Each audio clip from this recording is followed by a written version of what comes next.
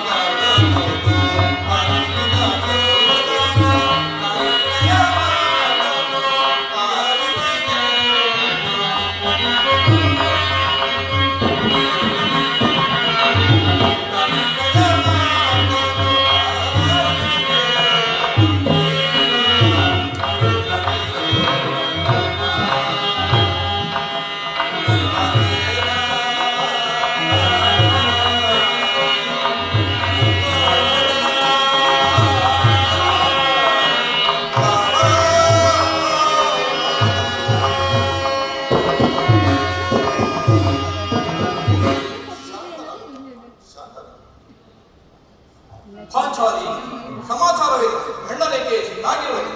ಈ ನಿಮ್ಮ ಪ್ರಶ್ನೆಗೆ ನನ್ನ ಬಿಚ್ಚಿಕೊಂಡು ಮೊದಲ ಉತ್ತರವನ್ನು ಕೊಡುವುದಲ್ಲವೇ?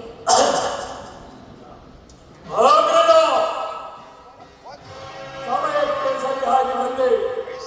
ನನಗೆ ಯಾರಲ್ಲಿಯೂ ಕೋಪವಿಲ್ಲ.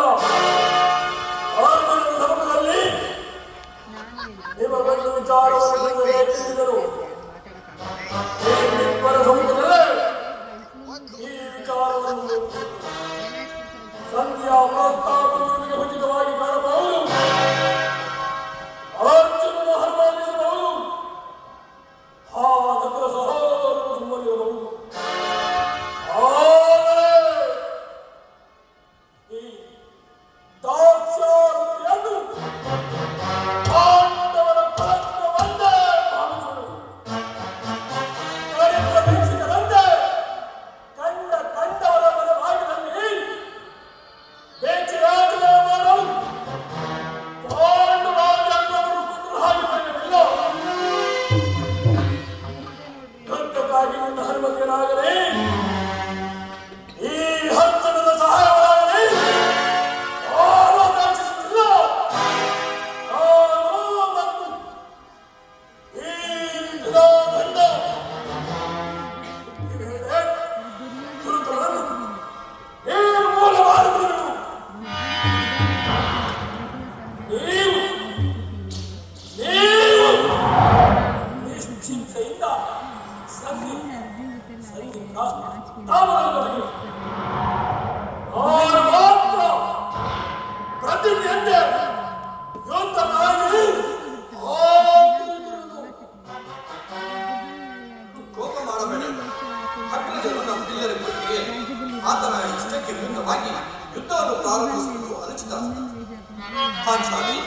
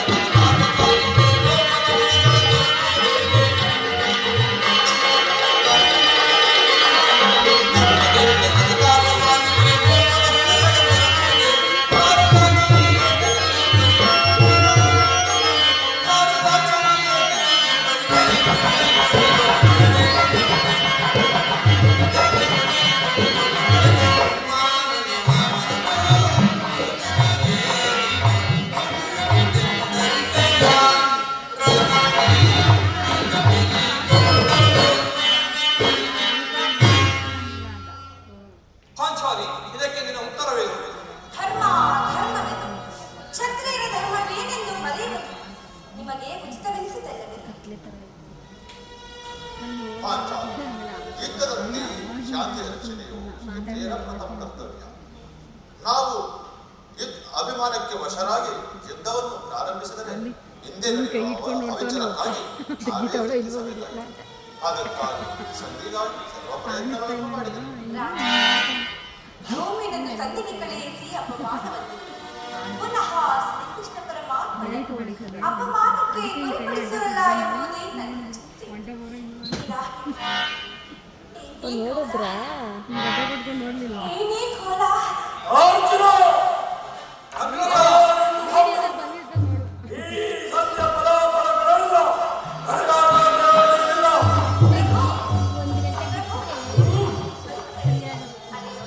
ಇದಕ್ಕೆ ನೀವು ನಮ್ಮ ಸೈನ್ಯವೇ ಬರುತ್ತಿರುವರು.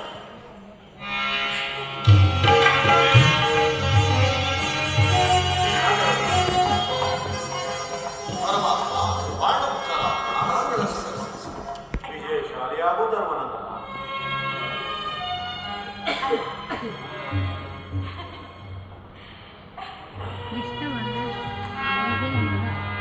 ಈ ನಿನ್ನ ಕನ್ಯ ಪ್ರಣಾಮಗಳನ್ನು ಸ್ವೀಕರಿಸಲ್ಲ. ದಿನವೂ ಮಂಗಳವಾಗಲಿ. ಪರಮಾತ್ಮ ಹೋದ ಕಾರ್ಯವೇನಾಯಿತು? ಹೋದವರ ಕೃಷ್ಣನಲ್ಲವೇ? ಅಂದರೆ ಹಂದರಕ್ಕೆ ರಾಜಸಭೆಯಲ್ಲಿ ಇರುವ ವಿಚಾರವನ್ನು ತಿಳಿಸಿ ಧೃತರಾಷ್ಟ್ರನು ಹಾಗೂ ಭೀಷ್ಮಾದಿಗಳು ನನ್ನನ್ನು ವಿಧ ವಿಧವಾಗಿ ಉಪಚರಿಸಿ ಸ್ವಾಗತಿಸಿದರು. ಸಂಧಿ ವಿಚಾರವು ನಡೆಯಿತೆ. ಓಹೋ, ನಡೆಯಿತು. ಈ ಸಂದರ್ಭಗಳನ್ನು ಗೆಲುವಿಲ್ಲ. ಅವರ ಇಚ್ಛೆಯಿಂದ ಅವರು ನಡೆದಿ ನನ್ನ ಇಚ್ಛೆ ನನ್ನ ಬಿಟ್ಟಿದ್ದೆ ಅಂತ ಅಂದರು.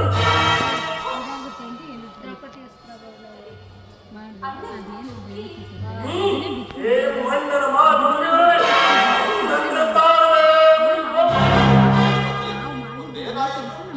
ರಾಜಸಭೆಯಲ್ಲಿ ನಿಮ್ಮ ವಿಚಾರವನ್ನು ತಿಳಿಸಿದೆ.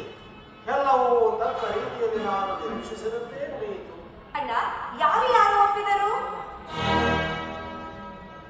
ಭೀಷ್ಮ, ದ್ರೋಣ, ವಿದುರಾಗಿ ಮುಂತಾದವರು.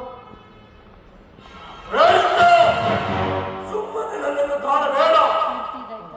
ಅಗ್ರಜನ ಅಪೇಕ್ಷೆಯಂತೆ ಐದು ಕಾಲಗಳಂತೆ ನಾನು ಹೋಗಿದ್ದ ಉದ್ದೇಶವು ಅದಕ್ಕಾಗಿ ಅಲ್ಲವೇ ಭೀಮಸೇನ? ಈಗ ತಿಳಿದು ಶ್ರೀಪತಿ ಅಜ್ಞಾತವಾದದ ನೆಪದಿಂದ ಈ ಅರ್ಜುನನಿಗೆ ಬಳೆಯನ್ನು ತಿಳಿಸಿದೆ. ಈ ಸಂಧಿಯ ನೆಪದಿಂದ ನಮ್ಮೆಲ್ಲರಿಗೂ ಸೀರೆ ಗಮನಿಸುತ್ತಿರುವ ಯಾರ ವಾಹಿನಿ ಈ ಪಾಂಡುರಂಗದ ಮೇಲೆ ಇಷ್ಟೊಂದು ಹಾಕಂದರಬೇಕೆ? ಭೀಮ, ನಿನಗೆ ಇಷ್ಟೊಂದು ಅಸಹನೆ ಏಕೆ?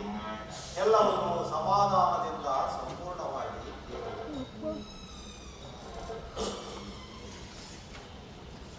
ಇನ್ನು ನನಗೆ ಕೆಲಸವಿಲ್ಲ. ಈ ದುರ್ವಾರ್ತೆಯನ್ನು ಕೇಳಬೇಕೆಂಬ ಇಚ್ಛೆಯೂ ನನ್ನದಾಗಿತ್ತು. ಸಾಧಿಸಿದೆ ಕೃಷ್ಣ, ಚೆನ್ನಾಗಿ ಸಾಧಿಸಿದೆ. ಸಹೋದರರೇ, ನಿಮ್ಮ ಹಬ್ಬದ ಪುರಸ್ಕಾರವನ್ನು ನೀವೇ ಬಯಸಿ. ಅದರಲ್ಲಿ ಈ ಭೀಮನು ಯಾವ ಭಾಗವನ್ನು ಅಪೇಕ್ಷಿಸುತ್ತಿಲ್ಲ. ಅವ್ವ, ನೀನು ನಿಜವಾಗಿಯೂ ಇಡಂಬಾಪತಿಯಲ್ಲವೇ? ನಿನಗೆ ಇಷ್ಟೊಂದು ಕೋಪವಿಲ್ಲದಿದ್ದರೆ ಆ ರಕ್ಕಸೆಯನ್ನು ಹಾಡುವುದು ಹೀಗಿದ್ದರೆ ಸಾಧ್ಯ. ಸ್ವಲ್ಪ ಸಮಾಧಾನದಿಂದ ಎಲ್ಲವನ್ನು ಸಂಪೂರ್ಣವಾಗಿ ಕೇಳು. ನಿದ್ದೆ ಬರ್ತೈತೆ. ನನ್ನನ್ನು ಕೇಳಿದ್ರ